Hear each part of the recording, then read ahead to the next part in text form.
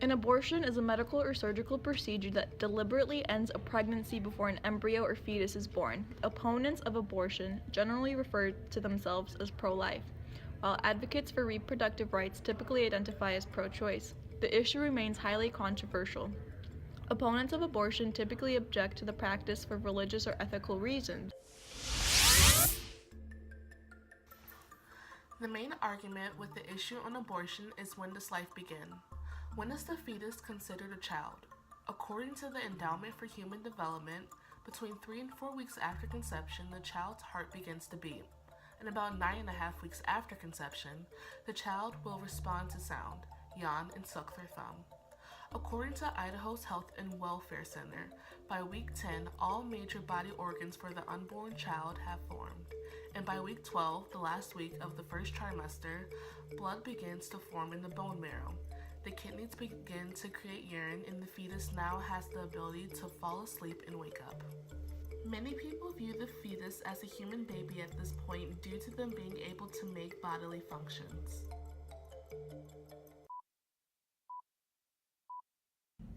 In the first few weeks of pregnancy, the fetus is considered to be the size of a seed or a grain of salt. Therefore, the fetus is unable to feel any pain. When observing the legality of abortions, it is important to note that scientists and doctors have used their judgment to establish the time period that vary by state between legally aborting a fetus and illegally murdering a child. The yellow states ban abortions at the 20th week. The orange states ban abortions between the 22nd and 24th week. The red states ban abortion in the 3rd trimester. The gray states have no bans in place for abortion. And the slash states previously banned abortions in the 20th week in the 3rd trimester, but the bans were overturned.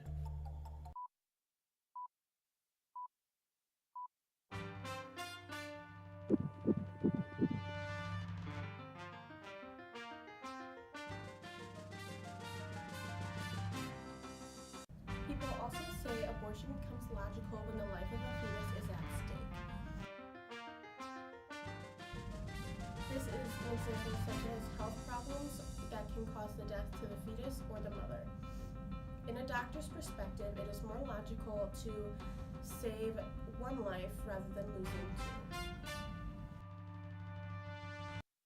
You cannot legally end the life of another person simply because their existence makes your life less convenient, because that child's life takes priority over your own happiness. If the woman chooses to abort her child in effort to decide when she wants to have a baby, then she shouldn't have engaged in a child-conceiving act of sexual intercourse. Others argue that the decision on abortion should be left up to the mother. This is because the fetus is unable to make its own decisions. Also, the decision on this topic should not be anyone else's concern. It is a private action between the mother and her physician. The reason for abortion can go beyond health reasons.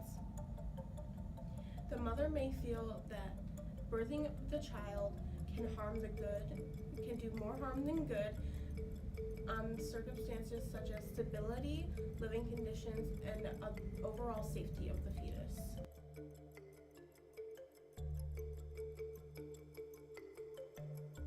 In 1973, the U.S. Supreme Court decided that state laws which made it illegal for a woman to have an abortion up to 3 months of pregnancy were unconstitutional, and that the decision on whether a woman should have an abortion up to 3 months of pregnancy should be left to the woman and her doctor to decide.